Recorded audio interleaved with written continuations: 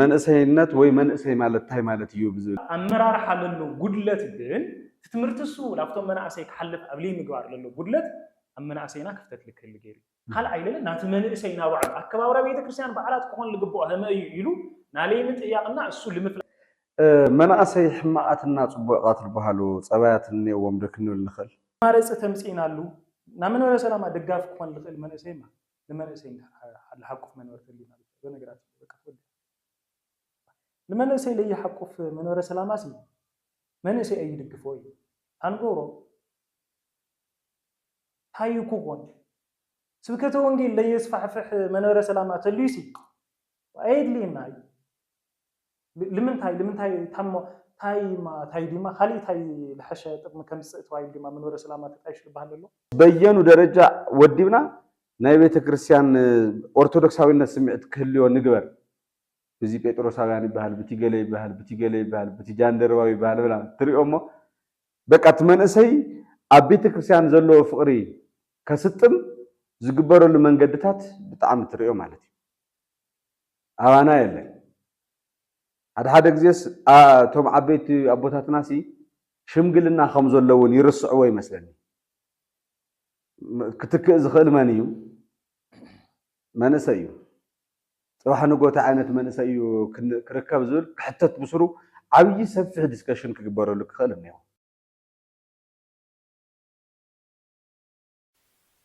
አንቲ ውእቱ ሰዋስው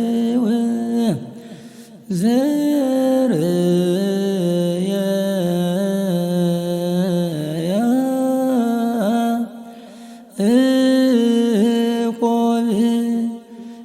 مدر زي بس كسماي وملايت እግዚአብሔር ያርጉ ወይወርዱ ውስቴታ ሰአሊለነ ቅዱስ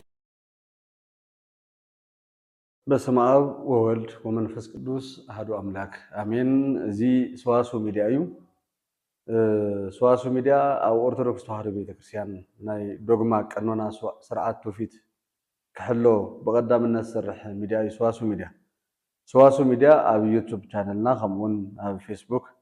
በተመሳሳሊ ኣብ ደደቢት ሚድያ ሳተላይት ኩሉ ግዜ ሰሙናዊ መርሃ ግብሪ ዘለዎ ሚድያ እዩ።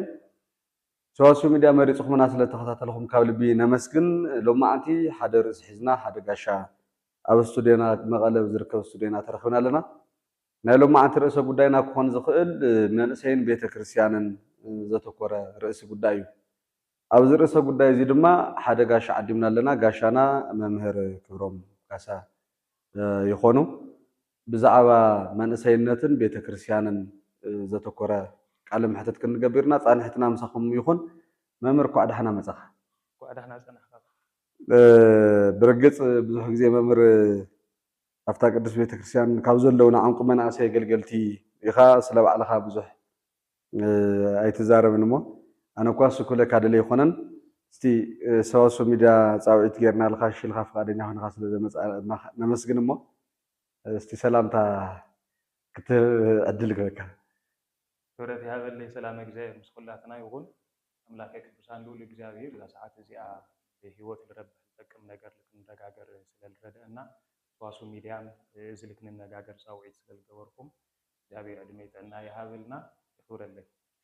በጣም ጽቡቅ አገልግሎት ከመኝ መምህር ጊዜ ጽቡቅ ይመች ኣብ ሰንበት ትምህርቲ ቤት ዝዓበየ ሰብ ኩሉ ግዜ ጽቡቅ እዩ ንቅድስት ቤተክርስትያን ውዕለታ ይሕዞ እዩ ኣብ ቤተክርስትያን ዝዓበየ ካብ ህፃንነት ጀሚሩ ናይ ኣብነት ትምህርቲ እውን ብደንቢ ጌርካ እናተምሃርካ ኣብቲ ሰንበት ትምህርቲ ቤት ኣገልጋሊ ኮይንካ ሕዚ እውን እግዚኣብሔር ሰናይ ፍቃዱ ኮይኑ እቲ ናይ ቤተክርስትያን ትምህርትታት ንዓኻ ብዝግበአካ መልክዑ ሒዝካ ኣገልግሎት እኒኢኻ እሞ ካብ መቐለ ወፃኢ እውን እናኸድካ ተገልግል ኢኻ ዝርእሰ ጉዳይና ክኾን ዝኽእል ምስኡ ተተሓዘ እዩ። ኣብ ዝኸድካዮ ኣገልግሎት ብዙሓት መናእሰይ ስለዝገጥሙካ እስቲ መጀመርታ መበገሲ ክኾነና መንእሰይነት ወይ መንእሰይ ማለት እንታይ ማለት እዩ ብዝብል እስቲ ንጀምር። ህዝብ መንጽር መጽሐፍ ቅዱስ ክንምልከቶ ከለና ወይ ምና ቤተክርስትያን ትምህርቲ መሰረት ክንምልከት ከለና ቤተክርስትያን ሓደ ወዲ ሰብ ዕድመ ተከፋፍለሉ ሰዓት እንዴ ለአብነት ካብ ሓደ ክሳብ 20 ዘመንን ፋስላለ ተጽውዖሞ ካብ 20 ክሳብ 40 ለሎ ለለ ንሓው ዘመን ድሕሪ ለለ ካብ 60 ክሳብ ካብ 40 ክሳብ 60 ለሎ ናማይ ዘመን ኢላ ክሳብ 80 ለድሕሪት ለሎ ካብ 60 ለድሕሪት ለሎ ለለ ና መሬት ዘመንነት ላብረት ተጽውዖ ስለዚ ተዋናና መንእሰይነት ዘመን ኢላ ቤተክርስቲያን ተጽውዖ ቤተክርስቲያን መዳድባ ካብ 20 ክሳብ 40 ለሎ ዘመን አመዳድባ እዩ እዚ ዘመን እዚ ታይ ለሰፈነሉ ዘመን እዩ ተባይሉ ና ዓውነት ዘመን እዩ ተመሳሳሊ ብልኾነ መልክዑ እንት ብዙሕ ግዜ ደጋጊምና እንብሎ ዓዊ ሰናይ ለእዩ ሕማቅ ለእዩ እዚ ዘመን እዚ አዳም ለተፈጠረሉ ዘመን እዩ እዚ ዘመን እዚ መድኃኔ ዓለም ኢየሱስ ክርስቶስ ና መድኃኔ አገልግሎቱ ወይ ትምህርቱ ቢፋ ምግልጋል ለጀመረሉ ዘመን እዩ እዚ ዘመን እዚ ክርስቶስ ተሰቂሉ ለዓለም ለድሐነሉ ዘመን እዩ ኢና ንብሎ ተመሳሳሊ ዝመሰረት መንጋር ቤተክርስቲያን ስልጣነ ክህነት እኳ ክትብ ከላ ልክዕ አፍተናፍታ ነገስት አንቀጽ 5-6-7 ተቀሚጦም ለለው ና ክህነት ስልጣነ ብትበሉ ጊዜ ቅስና ብትበሉ ጊዜ እና 30 ዓመት ለሎ እዩ ኢላ አት ጊዜ ይቅሚጣቶ ለለ ሰዓት ቀሚጣቶ ለላ ስለዚህ ተናመንሰይነት ዘመን ማለት ይባሃል ይባሃል ስለዚህ ሰናይ ሕማቂ ሰናይ ንፈልጠሉ ዘመን ዘመነ ፍልጠት ላተባሃለ ይጽዋዕ ፍልጠት ማለት ቀጥተኛ ትርጉሙ ግዕዝ እንዲ ፍልጠት ክባሃል ከሎ ምፍላይ ማለት ጽቡቂ ሕማቂ ልፍለየሉ ዘመን ተዘመን እዚ ስለዚህ ሰናይ ትፈልጠሉ ሕማቅ ትፈልጠሉ ለምሳሌ እንበለ ፍልጠት እንብሎ ነገር ነው ብለይ ፍልጠት ልባሃል ነገር ነው ብለይ ምፍልላይ ማለት ባህል ይባላል ምፍልላይ ላይ ሁሉ ነገር ማለት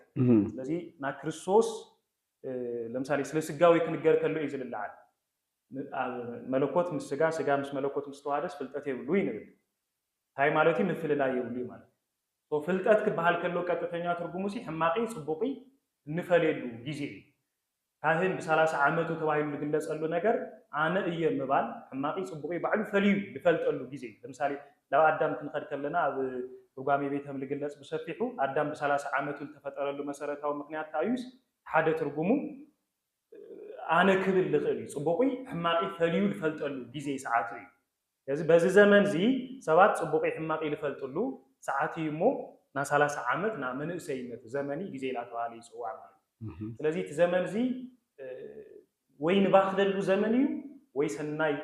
ህይወት እንመርሐሉ ዘመን ብኽነት ዲ ልረአለሉ ዘመንና ተባሂሉ ሓረን ንመጾ ነገር እዩ ይኾን መንእሰይነት እንድሕር ልባኽንሎ ተኮይኑ ቤተክርስቲያን ትባኽንላ እዩ ካሊእ ባህላት ቆን ልኽእል ትቀጥተኛ ኸይ መንእሰይነት ጽቡቅ እዩ እንድሕር ተባሂሉ ለለ ቤተክርስቲያን ጽቡቅ ነገር ያ ተትርፍለላ ተምጽለላ ማለት ስለዚህ መንእሰይነት ና ዘመነ ሓዊ ዘመን እዩ ኢልና እንድሕር ጸውዕናዮ ሓዊ ልጽቡቅ እንጥቀመሉ ኢና ለሕማቅ እንተ ወይ ሃገር የተቀጻጺሉ ወይ ለለ ተቃጺሉ ምግቢ የብስል እዩ ጽቡቅ ነገር ልክመጽእ ይገብር እዩ ኢና ንብል ካብቶም ለለውና ባህርያት ተሓደና ባህርይ ስጋ ተባሂሉ ጽዋዕት ሓደ ሓውነት እዩ لمنتاي حول جزاء رسوسي مستينا ماينة زمن حواويسو الفتوى سناي نجر سلاللو روحو سنة كمسك الله حونا وعلو قنا فايدة سلاللو مالك لذي نامن سينة زمن توايلو كسو على اللو حسر بالولا من قدي نا ودسل وانا لبحال زمن ويكفلعي ومن سي بهسان الناتو للو من الناتو حيزو من اسي يلقون له غيزي صبق تقوينو او شمغلن ولا صبق يلقون من اسي يلن له تزمنو حماق تقوينو مسعار دم حماقነት ገንዘብ ገይሩ ይልከል ስለዚህ ፍርድም እንኳ ክርስቶስ ከመጽ ከለም ቤተ ክርስቲያን ትምርትሲ ሰባት ና መንእሰይነት ዘመኑ ገንዘብ ገይሮም ይብልዓሉ ሶት ጊዜዚ ኣብ ቤተ ክርስቲያን ለለው ቦታና ስፍራ በጣም ዓብይ ቦታና ስፍራ ስለዚህ መንእሰይነትና ለጽብቅ ተጠቅመናሉ ሰናይ حماق ተጠቅመናሉ ለለ حماقዩ ብልብል ነገር ና መንእሰይነት በጣም ዓብይ ቦታ ልትሕዝና ዋና ጊዜ መፋኑ እዩ በዘመኑ እስቲ ክንርኢ ከለና መምር በመንእሰይነት በዘመነ ብሉይን በዘመነ ሐዲስ ኪዳን ምስ እግዚአብሔር ዝነበሮ ርክብ በከመይ ንገልጸው ብዙሓት መናእሰይ ለው ብሉይ ዘመን ኣብ ቅዱስ መጽሐፍ ተጽሒፎም እንጠቅሶም ኣብ ሐዲስ ኪዳን እውን እንየሞ ከመይ ነይሩቶም ዘመናት ሳቶም ቅድመ ዝናሓና ለና ክፍለ ዘመን መጽሐፍ ምስኦ ተሓይዝና ክንርኢ ለይ ብሉይ ኪዳን ካብ መጀመርያ ሰብ ጀሚሩና መንእሰይነት ዘመንና አዳም እንጀምር ከለና አዳም መንእሰይ حردك አዳም መስተወለዱ እንመልከቶ መስዋዕት ለከቀርውል ተጸውዕሉ ዘመን ና መንእሰይነት ዘመን ለምን ታይሲ ሽዑ ለተልዓሉ መስሉልና አቅሌማ ለልዓል ሐሳብ ነው لموسبو لكبكال قصفو كلو المرعى قصفو كلو لحدار قصفو كلو مسوات كقروهم للو فردي እግዚአብሔር ተቀበለهم للو ስለዚህ መናእሰይ ነይሮም ኢና ንብል لتقسلوا عمت ولا في مصحف ቅዱስ ያህሊ በናቤተ ክርስቲያን ትውፊት ንርድኦ ነገር ግን ታዩ ምስ ሓዳር ለተተሓዘ ጉዳይ እዩ ትንታኔ መምር መናእሰይ ሕማዓትና ጽቡቃት ዝበሃሉ ጸባያት እንየዎም ደክንብል ንኽእል ወላ በተ ህዝላ ገለጽና ይኖርናና መጽሐፍ ቅዱስ ሰባት ሪናቶም ቅዱሳን ቦለከ እንደገና መጽሐፍ ቅዱስ ጽቡቅ ላይ የሆነ ባህሪታት ወይ ጽቡቅ ላይ የሆነ ጸባያት ዝነበሮም ነይሮም ባህሪ ገንዘብ ካዩ ጸባይ እንደገና ካብ ደገ ተምጾይሞ ሕማቅ ዝበሃል ባህሪ እንዮ ለመንእሰይ ከም ንመንእሰይ ዝመጾ ዝኾኑ ዘይኾኑ ነገራት ክትርኢ ከለኻስ ባህሪ እዩ ይብል መንእሰይ ሞ ኣብ መንጎ ባህርን ጸባይን ዘሎ ፈላላይ ብሱሩ ናይ መናእሰይ ሕማቅን ጽቡቃትን ዝበሃሉ ባህሪያት ወይ ጸባያት ንብሎም እንታይ እዮም ሓዚ ብጽቡቅ ለተላዓሉ ጽቡቅ መንነት ለለዎም ሰባት እንዮ ምስ መንነት ምስ ጸባይ ልበልኸዩ አንተ ወልገለጽኸዩ ነገር ባህሪ ይወድሰብ ሸውዓተ ባህሪያት እንየው ሰለስተ ባህሪ ስጋ አርባዕተ ባህሪያት ሰለስተ ባህሪያት ነፍስ አርባዕተ ባህሪያት ስጋ ነው እዚ ሸውዓተ ባህሪያት ይናምጽዎ እዚ ናየ ናይካ ናካልዎት ናኩላትና ሓደ ባህሪያት እዩ ነና ተፈላለይ ኮን ልኽእል ባህሪ የብልና ናሰብ ባህሪው ሓደ እዩ ግን ብልማድ ታይብል ንወስዶ መጽሐፋዊ ልማድ እዩ መጽሐፋዊ ልማድ ኮይኑ እንመልከቶ ነገር እንዮ همتصاو عنا من يتايو التعبابيانا وهيوتنا نبرانا مننتنا مسارات بالجبر من جدي نحدث سب سبايو لمادو ويمننتو كفلالي داويد سلمان سيكنا غير كله اب مزمور 118 قصري تشعده بمن تيارت وريزا فنوتوي من اسيسي من جدو بمنتاي كقنع يخيل أكونو باقيبا نبي بكايب الدحر قالخا بمحلاو ايو يلوين ناقل هذه سب قال እግዚአብሔር ገንዘብ ገይሩ በመንገድ እግዚአብሔር በትእዛዝ እግዚአብሔር ከመራህ ከሎ መንገዱ ጽቡቅ ሰብ ይባል از بخالي يبهلا خلت فنوتي لك عمت داويت لناغرنا ማለት نا ጻድቃን ፍኖት ነው ና ኃጥአን መንገድ ነው ና ቅዱሳን መንገድ ነው ና ቃሎት አርኩሳን ለሆነ መንገድ ይለለን ወት መንገዱ ምልክት ለሆነና ታዩ ቃል እግዚአብሔር በመሐላው ለተጠንጠለ አልቃል እግዚአብሔር መሰረት ገይሮም ለነበሩ ሰባት ሕግ ቤተ ክርስቲያን ስርዓት ቤተ ክርስቲያን መሰረት ገይሮም ለነበሩ ሰባት መንገዶም ለቅንዑ ጽቡቅ መንነት ለለውም ሰባት ባይሎም ይሶ ጽቡቅ ጸባይ ጽቡቅ እንታንት ወላልና ይኖርና ባህሪ ለለውም ሰባት ተዋይሉ ይሶዋ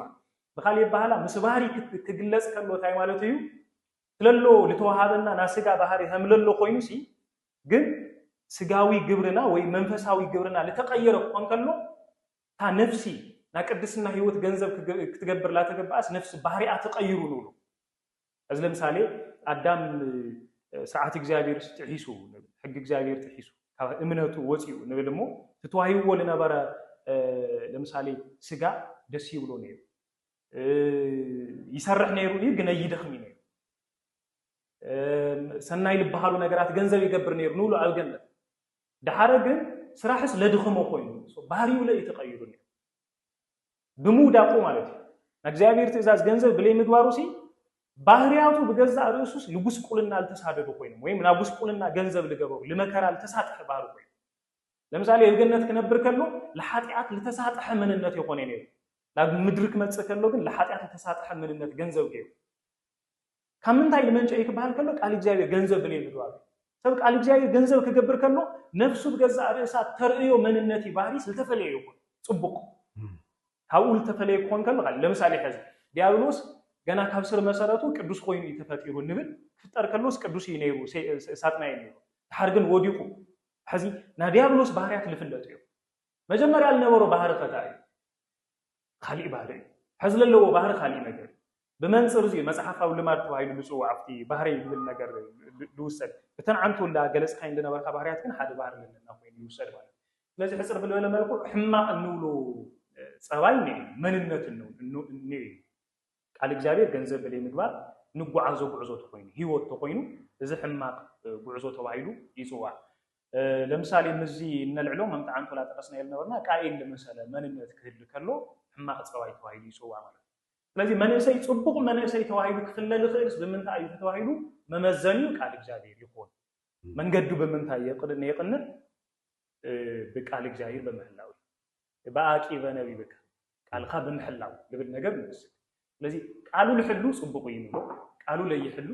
ጽቡቕ ይኾን አምንታይ ተጠንጠነ ያ መለኮታዊ ቃል አምላክ ተጠንጠነ እግዚአብሔር ቃሉ ይኹልና ብሉይ ኪዳን ለነበረ ወድሰ ቃል እግዚአብሔር ብምስሓት ወይም ቃል እግዚአብሔር ገንዘብ ብለይ ምግባር ለወደቀ ሰብ ቃል እግዚአብሔር ብለይ መሕላው ለወደቀ ለወድሰ ቃሉ ብምልአፍ አድሒኑና ይናል አካላዊ ቃል ኢየሱስ ክርስቶስ ስጋ ገንዘብ ገይሩ ንሉሞ ለለታይ ሐዲጉልና ተልናሲ ለለቃሉ ሐዲጉ ትምህርቱ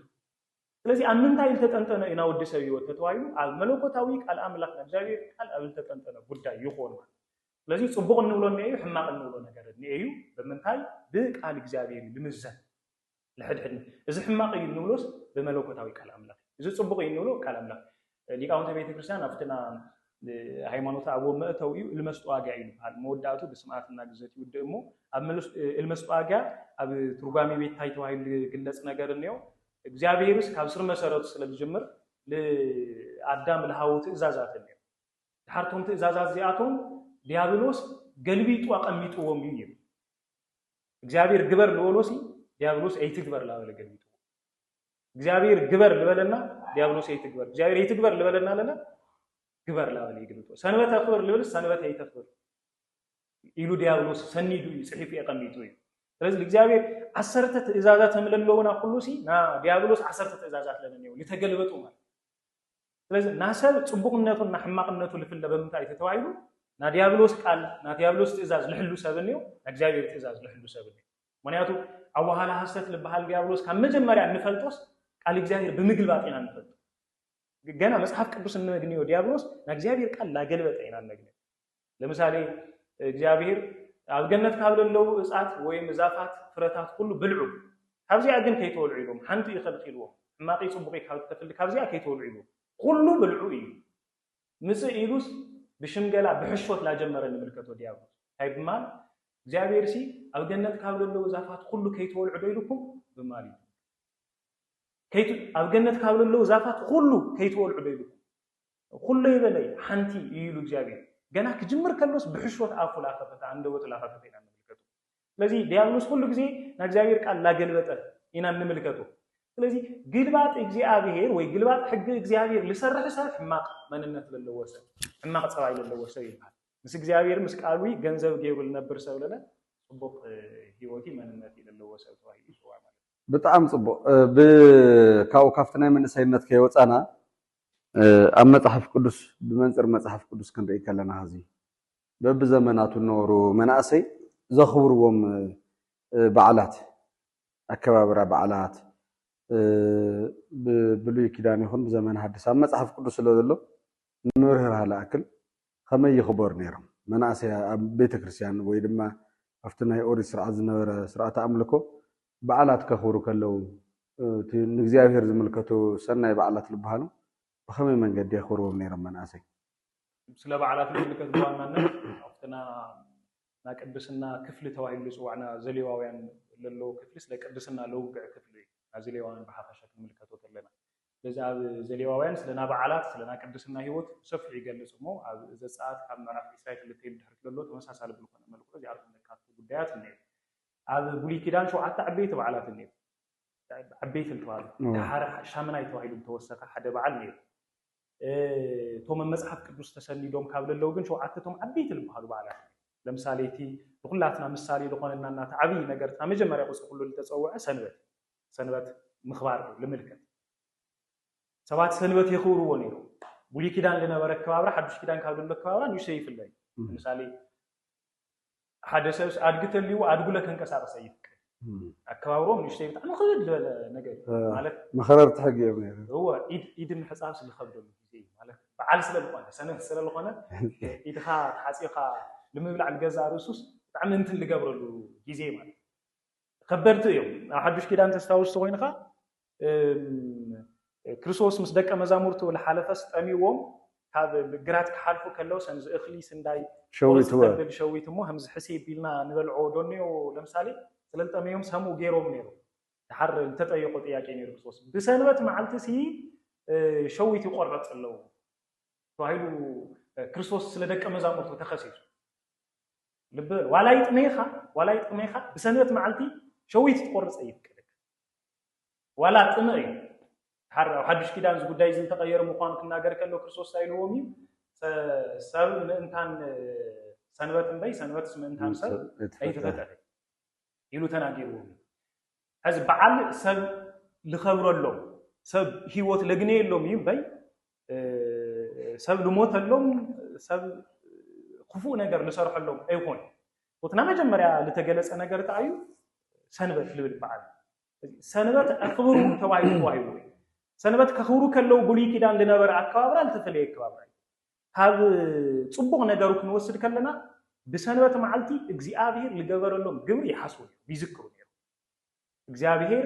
ዕለተ ሰንበት هم العرفه ካብ ስራሕቱ ኩሉ هم العرفه እዚ ይዝክሩ ነይሮም ይሓሱ ነይሮም ስለ እግዚአብሔር መስዋዕት ይቅርቡ ነይሮም ላፍቲ ቤተ መቅደሶም ይኸዱ ነይሮም እዚ ብሰንበት ልግበር ልነበረ በዓል ቅጽል ኢሉ ተገለጸ በዓል ታዩ በዓለ ፋሲካ ፓሳህ ሉሉ እስራኤላውያን ማለት እዚ ካብ ግብጽ ሙጾም ልናገር በዓል ለምሳሌ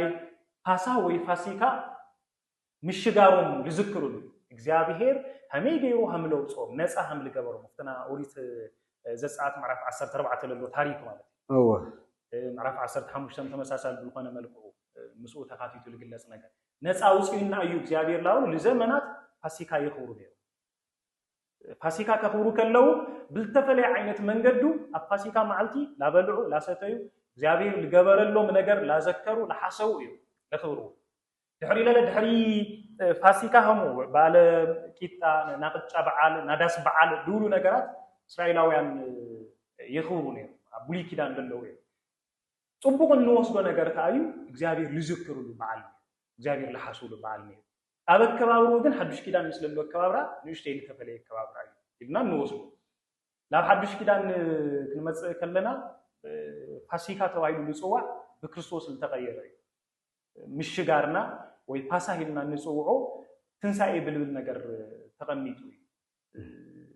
አብ ሐዱሽ ኪዳን ስለዚህ አብ ሐዱሽ ኪዳን ለሎና ክርስቶስ ትንሳኤ ከخورو ከለው ሐዋርያት እንምልከቶም በበዓመቱ ለخورو ከለው ሞትና ሐምል ቀሬ ለሐሰው ላዘከሩ የخورو ድሕሪ ባልሃን ሳም ተመሳሳለ ብልኾነ መልኩ ላخبሩ ከለው እዩ መንፈስ ቅዱስ ቆርዶም ከለው እንምልከት እዚኦምና ለመሳሰሉ ነገራት አብ ሐዱሽ ኪዳን ንግኒው ሰንበት ተመሳሳለ ብልኾነ መልኩ ስለዚህ ቡሊ ኪዳንም አብ ሐዱሽ ኪዳንም በዓላት ምኽባር ተዋሂቡ እዩ አብ በዓል ከባብሩ ለሎ ኸይድ ግን ተወሰነ አብ ሐዱሽ ኪዳን ፍሊል በለ ነገር ለምሳሌ በዓል ክኽበር ከለው እግዚአብሔር እንዝክረሉ እንሐስበሉ ለተቸገሩ ሰባት እንጥይቀሉ ተአሰሩ እንጥይቀሉ ስለ ለተጸገሙ ወገናትና እንሐስበሉ በዓል ኮይኑ እዩ ልግለጽ اداو خاي اغار خاي تميرخ كوف لبل ساعات يلي سنا حدش كيدان التفلي لغورو ነገር سنا بولي كيدان حده غورو دخل ነገር يلي ስለዚህ በዓልና لتفلي እግዚአብሔር ንዝክረሉ በዋናነት ግን ንሐዱሽ ኪዳን በዓል ካብና ቡሊ ኪዳን በዓል ፍሊ የብሎ ይልና ንጽውዖ ሐዱሽ ኪዳን ሁሉ ዕለቱ በዓል ምዃን ማለት በዓል በሐልስ እግዚአብሔር ምዝካር እንዲ እግዚአብሔር ምሕሳብ እንዲ በብዕለቱ እግዚአብሔር ንዝክረሉ እንሐስበሉ ዕለት ምዃን ኣብ ስራሕ ምኾንና ኣብ ገለ ምኾንና ኩሉ ግዜ እግዚአብሔር ንዝከረሉ እግዚአብሔር ለሐስበሉ ለምንታይ ናነጻነት በዓል ስለልኾነ እያን ሕድሕድ መዓልትን በዓል ነጻነት ተባሂላ ይጽዋ ሕድሕድ መዓልቲ በዓል ድሕነት ተባሂላ ይጽዋ ሕድሕድ ሰዓታት ናምድሓን ዕለቲ ሰዓቲሲ ሕዝ ስለልኾነት እዛ ሕዝ ለላ ናምድሓን ሰዓት ተባሂላ ይጽዋ መዓልትና ቆጸርኸን ትላገበርካ ልግበር ነገር ይሆን ብልተፈለየ መልኩዑ ግን ንዝክሮም እንሐስዎም እነስታውሶም በዓላት ልክሉ ቤተክርስቲያን ለመመጠጦም ሰዓታት እነዩ ማለት ስለዚህ ቡሊ ኪዳንም ተፈለጠ ይባል አው ሐዱሽ ኪዳንም ተፈለጠ ይባል እግዚአብሔር ንዝከሩ እግዚአብሔር ለሐስበሉ በዓል ኮይኑ ይናመድ ነው ሁሉ ይለሉ በዓል ነው አብዞም በዓላት ሲአቶም ሀዝቶም አንቶና ገለጽናዮም ነበርና መናእሰይ ቅዱሳን ላውልናዮም ነበርና ናይ በዓላቶም መጽሐት ነይሮም ኮን ይኽእል ተስፋ ንገብርና ናምን ወንሱ የፍቱ መጽሐፍ ቅዱስ በዓላት ክኽበሩ ተለውስ ቶም ቅዱሳን ታይ ይገብሩ ነይሮም ሃመይ ገይሮም ተሕብረተሰብ ተሓወርዎ ነይሮም ልብል እሞ በዚ አንጻር ህዝ ክንርኦ ተለና ኣብ ዘመንና ለሎ አከባብራ መንፈሳዊ በዓላት ኣብነት ዝሓለፈ ልደታ ለማርያም ዕለት ሓደ ማርያም ግንቦት ሪና ኩስሚ ዓመታዊ በዓላት እኒው ሚካኤል ገብርኤል ማርያም አቡነ ገብረ መንፈስ ቅዱስ አባ አረጋዊ ምናምን እዚኦም በዓላት እኒው በብከባቢኡ መንእሰይ ብመንፅር ዶግማ ቤተክርስትያን ቶም ለኽብሮም በዓላት ብመንፅር ዶግማ ናይ ቤተክርስትያን ቀኖና ትውፊት ስርዓት ኦርቶዶክስ ተዋህዶ ቤተክርስትያን ክረአ ተሎ ምስኣታቶም ምስቶም ህዚ መምህርና ጠቕስካ ምነርካ ከመይ ንግምግቦም ቶም በዓላት ኣከባብረኦም ምብኻን እኒኦ ማለት ናይ ማለት እዚ መንእሰይነት ዓንቶታ ኢልና እኒና ወይ ተስፋ እዩ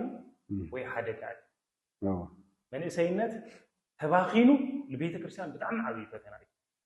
ስለዚ ቤተ ክርስቲያን ንቤተ ክርስቲያን ብጣዕሚ ትኩረት ትገብረሉ ነገር እንታይ እዩ ናብ መንእሰይነት ዘመኒ ዕድመይ ሕዚ ዘሎ ክርስቲያናዊ መንእሰይ ድዩ ዝበዝሕ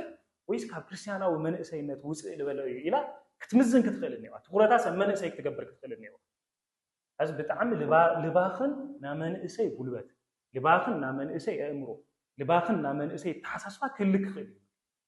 ስለዚ ልባኽን ኣከባብራ በዓል ብምንም ተኣምር ምስ ኦርቶዶክሳዊ ቤተክርስትያን ስርዓት ክትሓሓዝ ለይኽእል ኣከባብራ በዓል እዩ መጀመርያ ክንወስዶ ዝግበአና ነገር እንታይ እዩ ኣብ መናእሰይ ወገናትና ለይምፍላጥ ከም ዘሎ ክውሰድ ክኽእል እኒኦ በዓል ከኽብሩ ከለው لبيت كريستيان كسرفوا يلوم كيخونه سي لبيت كريستيان لخبروا لإግዚአብሔር لخبروا مسيلوهم بالتجاجي عينة الكبابرة همللو يردنا وسد لقبو نتبلي بلي مفلات لمثالي تيشيرت تخادينهم خدو كلو نخبر لنا نا جبريل تجيرو نا قدوس جبريل نخبر لنا يلو لقدوس ميكائيل نخبر لنا يلو نحسب لنا يلو هملي يكون فلت بعلات باب مندرو غاس كغبرو كلو للتصقمه للحلف كله كفتنا صوا تخافالك كون كابتلست كابتلست تخافالك كون بلبل منفسي حساوي مخانو ردانا ግን ከያይዱ እርምት ይሄድ እርልተን መድብ አደና ቤተክርስቲያን ማለት ናመራራ ቤተክርስቲያን ክልከልና ቤተክርስቲያን ትምርት አይቆን ትምርታ ምንም ሊነበረዩ ለለዩ ለቅጽሊ ኣብ ትምርት አይቆን ትገጋለ ኣብ አመራራ ሓለሉ ጉድለት ግን ትምርትሱ ላፍቶ መናእሰይ ከሐልፍ ኣብ ለይ ምግባር ለሎ ጉድለት አመናእሰይና ክፍተት ልክል ገይሪ ካል አይለለ ናት መንእሰይና ባዓል አከባብራ ቤተክርስቲያን በዓላት ኮን ልግቦ ህመይ ይሉ ናለይ ምጥያቅና እሱ ልምፍላጥ ብልገብሮ ጉዕዞ ለሎ ጉድለት በዚ በክልተ መንጽርነት ክራይ ተኸለኒ በቤተክርስቲያን በቶም መናእሰይ ይልዋል ስለዚህ ምስ መጽሐፍ ቅዱስ ክነራአዮ ከለና በጣም ዓብይ ክፍተት ለለው ነገር ለምሳሌ ብስኻር በዓል ይፈጥ ብስኻር በዓል ይፈጥ ምክንያቱ መጽሐፍ ቅዱስ ሰብ ክሰክር ትእዛዝ ይእዝዚ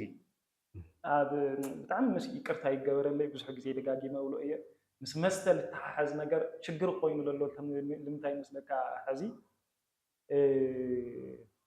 ስለ መስተስ መጽሐፍ ቅዱሳዊ ጥቅስ ስለልጥቀስ ሓዚ በጣም ቸጋሩ ኮይኑ ነው ለመስተ መጽሐፍ ቅዱሳዊ ጥቅስ ልጠቅስ ሰብተሊና በጣም ከብ ጳውሎስ ኮል ጢሞቴዎስ ለኸብዱ ቁርጸት ኻሲ ኢልዎ እዩ ይብል እሺ ለኸብዱ ቁርጸትኩም ተቆይም خالق ወግዕ ወለድናስ በመለኪያ አረቅ ገይሮም ከብድ ሰብ ቆርጾ ከለስ ዚያ ያከውሉ ንሰማ ግን ለቁርጸት ከብድ ኻሪ ለስኻሪ ሆነኝ ወይ ለሩየት ሆነኝ ምንታን ክትረው ብልብል ሐሳቢ መንፈሲ አይሆነ ሆሙ ልብሃል እዚ ወይኔ ያስተፈስል በሰብ ይብልሞ ዳዊት ወፍተ ትርጓሚ ወይን ለተዋሃለስ ና ክርስቶስ ደም ይሉ ታሃተታይ ክርስቶስ ደሚ ወይን ልተባለ ምክንያቱስ ክትንትን ከሎ ድሕሪዩ ስለዚህ ሊቃውንትን ከብራሩ ከለው ታይውሉ ወይኒ ልብ ሰብ ደስ ይብል እዩ ልብልዎ እንድሕር ናማን ወይኒ ሰብ ሰትዩ ልብ ሰብ የዘንግዕ እንበይ ልብ ሰብ ደስ ይብል ይባሃሉ እዚ ሰብ ግን ወይኒ ሰትዩ ልቡ እንድሕር ለዘንግዑ ኮይኑ ኻሊእ ወግዕ እማንዶ ኸት ወይኑ ይኸዝል ስተለሉ ወይን ለይኮን እንድሕር ቃል በቃል ይረአ ተተዋዩ لقرصات خبد الحمام توهايل لوهاب يكون حزم معلتاو يكون له مسدر እና ናማን ሐቅ ለመነጋር በጣም መስይቅርታ حزم አግባብ ልከዩ ሆነ ፈልዩ ኣብ መስተ ኣብ ቤተ ክርስቲያን ከባቢ ለሎ ሰብ ባዕሉ እርምት ወስድ ክፍል ነው ምክንያቱስ ለመስተ መርአያ ክንኾን ክንኽእል ይብልናይ ካህን ተዋሂሉ ስጠምጢሙ መስተሰትዩ ሰኺሩ እንድሕር በየመንገዱ همزي لا تنقدا قدا لخدته خوينو عم نشجار لا وده قلات العالم دحر اللي خلقوا يمتعمل الشجاري لخونا لذي تعيو لما استمسحك قدساوت استليت قاس مجمريا صبخي لما تايدي يزل العلول اللي بزح غزي يلتفلا لبوتاتات يلو حدش كيدانس نفسهم زمان لمثالي حديث ترفات لبحال كفلني ماتيوس وانجيل معرف حمشتا حديث ترفات قبل حالفه زمانس همزه هملتو حالت فلطيكم انا ግን بفصم لكم لك لمثالي ايت منزر هملتو حالس فلطيكم انا ግን ريو لتمنيسي امنزر يبل مرأي يقونيت ጉዳዩ ريو بلبو لتمني يلب بالتمني بتعمت يقوينا نملكه بلب ممناي بعلوس ممنزار كوين نملكته ابو لي كيدان لنوره محلا يغلصو حدش كيدان ግን ታይብል ፍጹም አይት መሐሉ ፍጹም አይት መሐሉ ለምሳሌ ስለ መሐላ መጽሐፍ ቅዱስ ከናገር ከሎስ አይት መሐሉ ይልብለና እንበይ መሐላኩም ሐሾት ይልኩም መሐሉ ሰይል ሐሾት ይልኩም መሐሉ ማለት ታይ ማለት እዩ በኻሊ ይባላ መጀመሪያ ሐሽኩም ተናገሩም ወደ ሐረል ሐሽ ፍጹም አይት መሐሉ ተዋይ እውነት ማለም ሐሾት ማለም በልብል የለይ በቃ ምንም ፍጹም አይት መሐሉ ምክንያቱ ክርስቲያን ክልል ግን ምትእማኑ የምትእማኑ ውሽቲ መሐላ ክልል ይተን መሐላስ ናሊ ምትእማኑ ውስጥ ስለሆነ ላኽሮሮም ይመጹ ስለዚህ በኻሊ ይባላ ታይ ማለት እዩ ሰብ ይሰቲ ክሰት ከሎ ይሰክር ማለት እንደውም ክትቀስ ተልህልዎስ መስተ አይ አይትስተዩ ብልብል ዱ አይበልጺ ለምንታይ ለምስካር መወገሲው ምስታይ ስለልሆነ ማለት ሐዚ ሰብ ይሰክርሉ ፖይንት ግን አንተውም ጽኻዩ ኢኻ ብመናእሰይ ደረጃ ናብነት ማእኸል ዓድኮ ዘቕነእካ ነገር ነው መምር ንሰምዐና ሐቂ በሚዲያ ንሪኦ መንእሰይስ በየኑ ደረጃ ወዲብና ናይ ቤተ ክርስቲያን ኦርቶዶክሳዊነት ስምዒት ክህልዮ ንግበር እዚ ጴጥሮሳውያን ይባሃል ብቲገለ ይባሃል ብቲጃንደርባዊ ይባሃል ብላ ትሪኦሞ በቃ ትመንእሰይ ኣብ ቤተ ክርስቲያን ዘለዎ ፍቅሪ ከስጥም ዝግበረሉ መንገድታት በጣም ትሪኦ ማለት እዩ ኣባና የለ ሓደ ግዜስ ቶም ዓበይቲ ኣቦታትናሲ ሽምግልና ከም ዘለውን ይርስዕዎ ይመስለኒ ክትክእ ዝኽእል መን እዩ መንእሰይ እዩ ጽባሕ ንጎታ ዓይነት መንእሰይ እዩ ክርከብ ዝብል ክሕተት ብስሩ ዓብዪ ሰፊሕ ዲስከሽን ክግበረሉ ክኽእል እኒኦ ኣብያተ ትምህርቲ ሰንበት እውን ኣብኡ ዘሎ ዓንቀፍቀፍ ናይ ባዕለን ዓንቀፍቀፍ ሓዲገን ወፅየን ካብ ሕቶኽቲ ወፅየን ኣብዚ ጉዳይ እዚ ትኩረት ገይረን ክሰርሓ ይግባእ ይመስለኒ ብዙሓት ጠቂስና ኢና እኮ ስለ ቲሸርት ኣልዕልና ስለ በቢመንደሩ ዘሎ በኣሰ ኣልዕልና እቲ ወሪስዎ ዝኒኦ ሓደ ግዜ ኣብ ፈተና ይኽእሉ ዝሓስብ መንእሰይሲ ንሕናስ ሓጢአተኛታት ምዃንና ይርስዕ ሰባት ምዃንና ይርስዕ መምር ግን ኣብ ቤተ ክርስቲያን ስለርኤናስ መፅኡ ሲዋጋአና ኣነሲ ከምዚ ዓይነት ክፉእ ሰብ እየ እኮ ሓደ ግዜ ኣነ ደንቀኒ መምር ዝኾነ ሰብ መፅኡ ኢሉስ ምሳይ ጠጠው መዋሉሲ ከም ሓጢአት ገይሩ ይቆጥሮ ሰብ ምዃነ ይርስዕ ንባዕሉ ኣውሪዱ ይርኢ ሓጢአት ክመም ዝኽእል እግዚአብሔር እዩ ኣነ ናዮ ሓጢአት ክመም ይኽእል እሱ እውን ከም ተመሳሳሊ ግን ቅርብ ኢልካ በቃ ሓደ ግዜ ይሕዝነካ የንበዓካ ኮፍ ኢሉ ዝመነሰይ መፅኡስ ኣነ እኮ ምሳኻ ክነጋገር እኳ ይግበአኒ ኣነ እኮ ከምዚ ዓይነት ህይወት እኒአኒ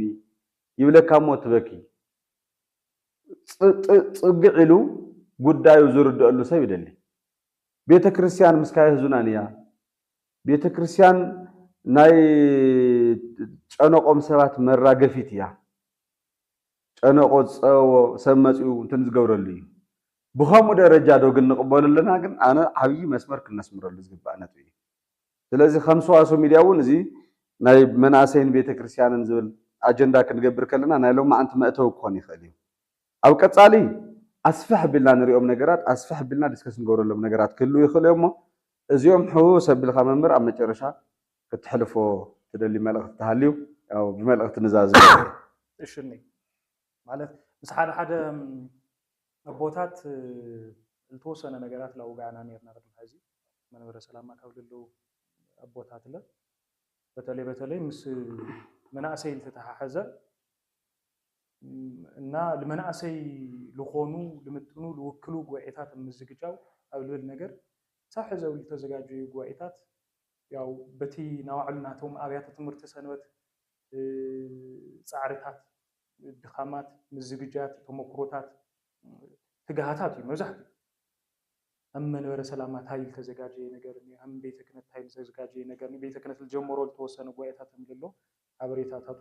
እኔን በየኣድባራቱ ዝተወሰነ ሓገዝ ላገበራ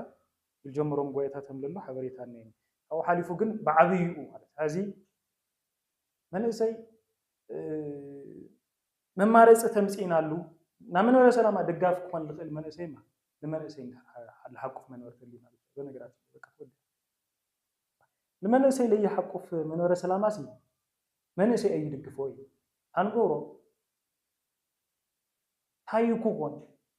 سبكته ونجيل لي يصفح فح من ورث سلامات الليسي وأيد لي ناي لمن تاي تم تاي ديما خلي تاي الحشة طب كم تواي ديما من ورا سلامات تعيش بهالله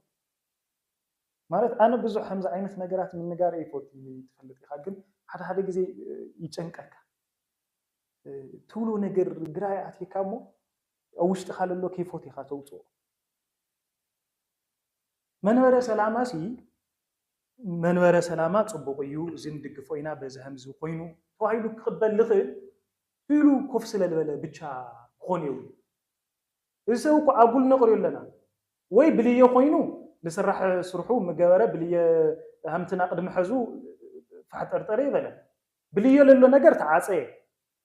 بليه للو نجار تعاصي بز بتشا إخات واحد أما أبز للو لا يحيزو كافو هم أيز ما تاي مالوت هزلا بتعم مسيكرتا من ورا سلامة ندحر لمن أسي لي حقف تخوينو لمن ورا سلامة اللي دقف من أسي كله سبكته ونجيل ندحر ليس فعفعته قيم سلبيته كريستيان ندحر تجيهو نجارات كله محاور استخافيلو صبوق انكسكاسي لكل ندحر ليه قبرت قيم لدقفوا أعمال كله أي خير إذا خبي نجار إذا حدا جزي تاي العلي تأيونا ما أكل عدنا فقط تكونوا همزة تكوني بعد اسمع أكل عدنا هاي ما نتفلا لا يبلنا يكجمر بسرعة ما أخل عدل له من كسقاس عاوز كابل له من كسقاس صبغ صل الفنا كابزي سيتستاو سيدي كابزي لجوائتات آلاف زماري جوائت وايبس لخدي سبنيو كابزي مليونيوم أدارش للتزجاجي عبي جوائت وايبو لخدي سبنيو زمن مارسات زي أتوم كلهم نيو ميتوم أكلات ساتهم زي أمي الزجاجي له صبغ نقرت من الكذلة همون عليهم الزجاجي حقني سلالي بالله زابيته كريستيان زي أي خوني تبقسوا يلي هموك الزجاجة دليتاتو يلي لبرتات أسب يلي أي زوخم تنكروا